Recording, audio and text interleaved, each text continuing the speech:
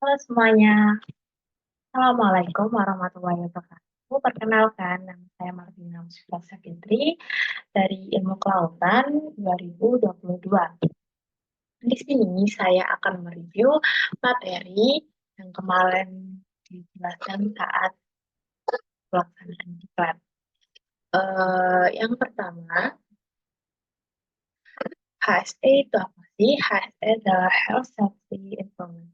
Merupakan salah satu komunitas yang berada di bawah naungan himpunan oceanografi yang berada di lingkungan kelautan Universitas Diponegoro. Ini dibentuk pada tahun 2015 yang bertujuan untuk mengedukasi dan memperkuat relasi antar mahasiswa dengan alumni. Awalnya merupakan komunitas ini dibentuk untuk alumni-alumni yang bekerja di K3. Kemudian kemarin untuk materi pertama yaitu dari Bapak dari RSND yang menyampaikan bahwa tentang prospek pekerjaan yang didapatkan oleh HSE. Kemarin dikasih contoh yaitu pembersihan PLTU yang berada di Jepara, yaitu gorong-gorong.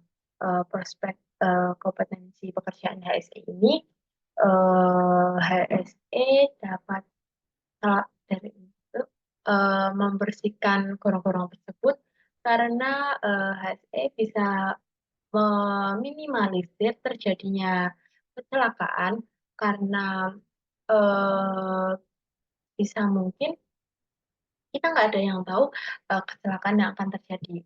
Kemarin dijelaskan bahwa gorong-gorong yang ada di PLTU Jepara sebesar 3 meter. Kemudian yaitu kemarin dijelaskan bahwa struktur organisasi pada HSE yaitu pertama yaitu ada HRD, yaitu memiliki tupoksi yang bertugas untuk menyusun visi organisasi untuk keberjalanan pengurusan organisasi HSE. Kemudian ada rapat organisasi untuk pengurus atau permasalahan, kemudian foto akhir pengurusan dan foto bersama.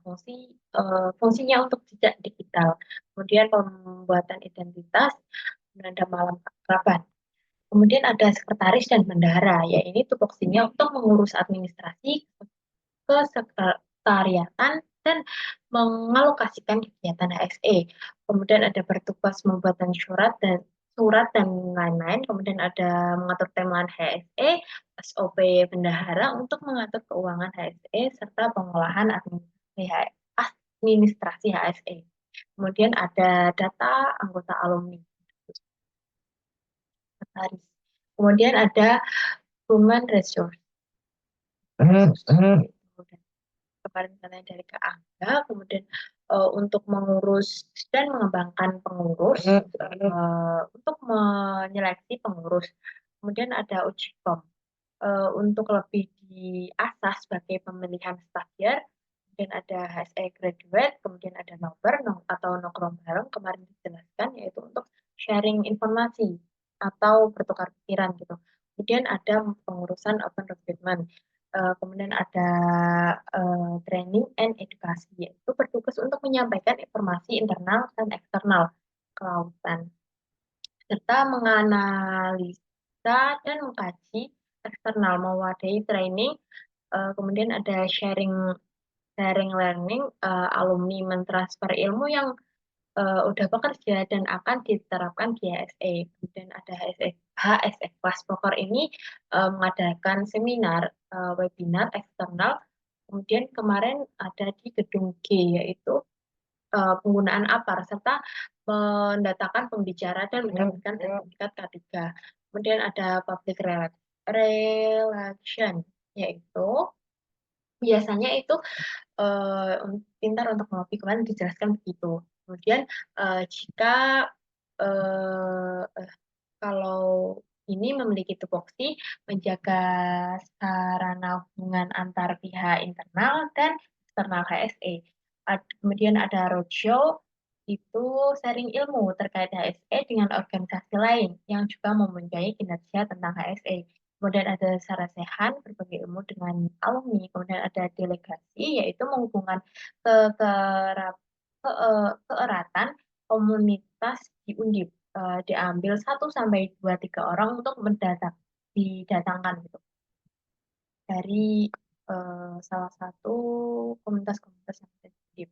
Kemudian ada database yaitu berguna untuk mempererat antara alumni dan kita apa namanya eh contohnya memberikan kita infoloker gitu.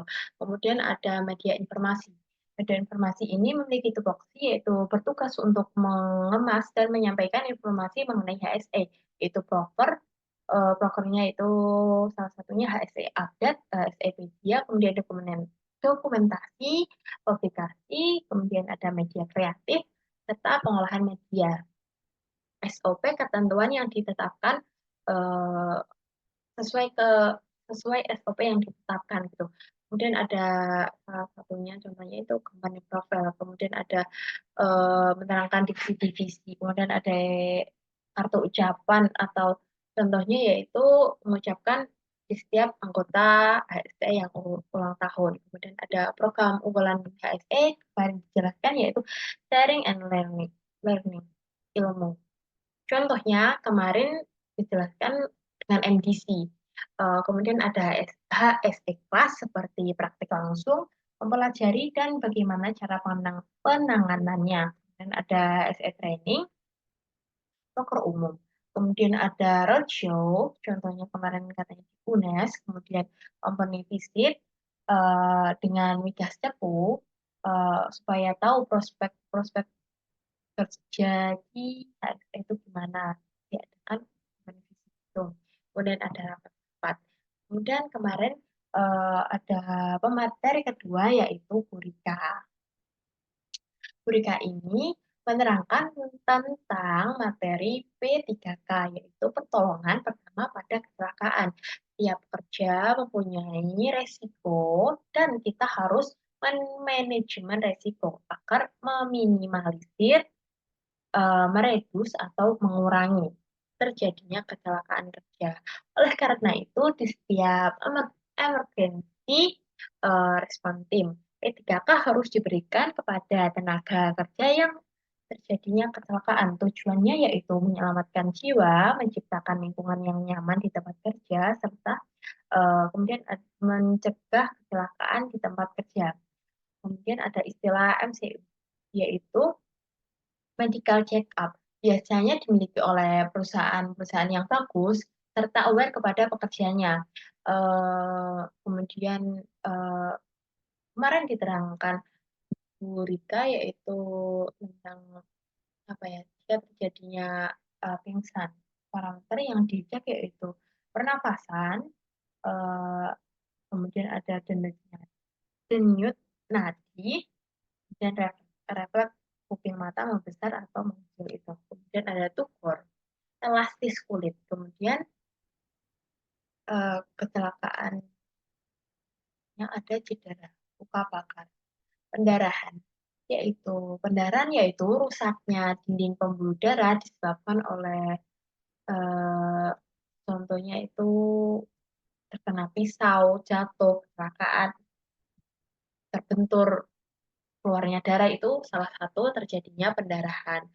Kemudian ada penolongan. Penolongannya yaitu menggunakan APD yang aman. Serta pendarahan ini ada 3 yaitu arteri.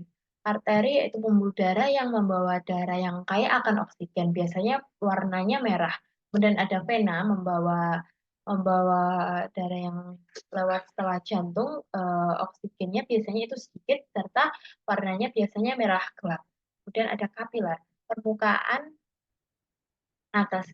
Hal ini yang dilakukan untuk menghentikan pendarahan yaitu diangkat ke atas. Jika tangan kita mengalami pendarahan, diangkat ke atas supaya darahnya tidak mengalir atau kita tekan pada titik pekanya atau kita tali menggunakan kain.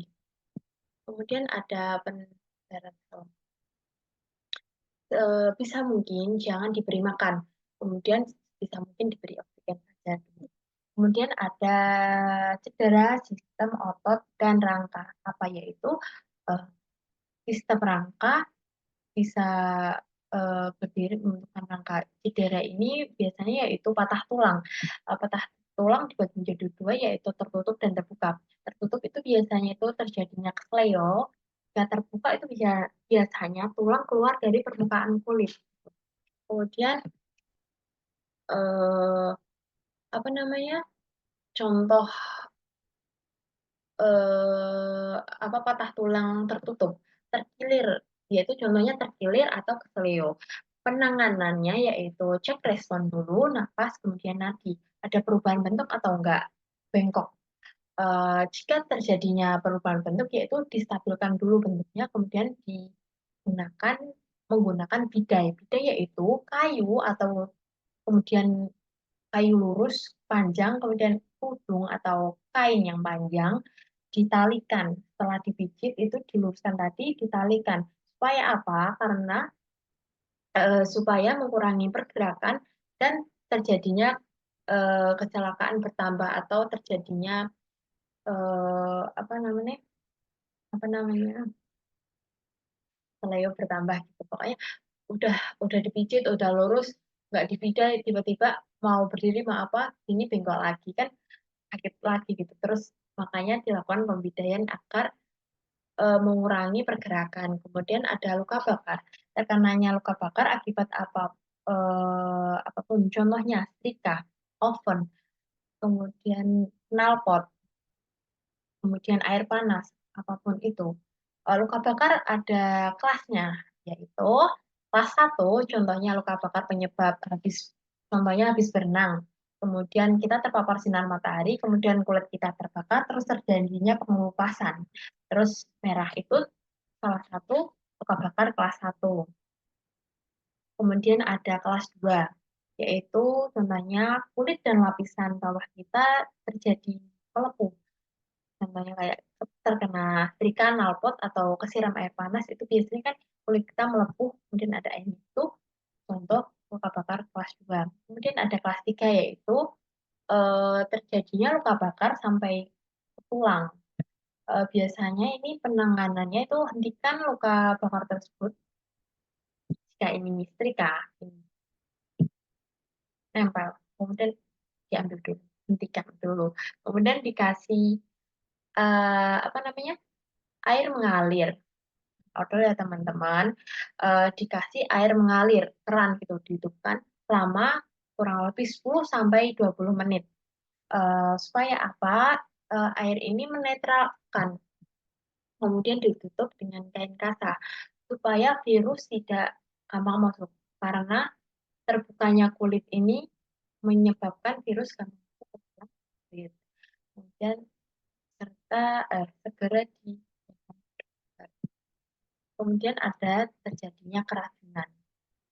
Keracunan ini sebisa mungkin jangan diberikan susu steril karena tidak semua obat racun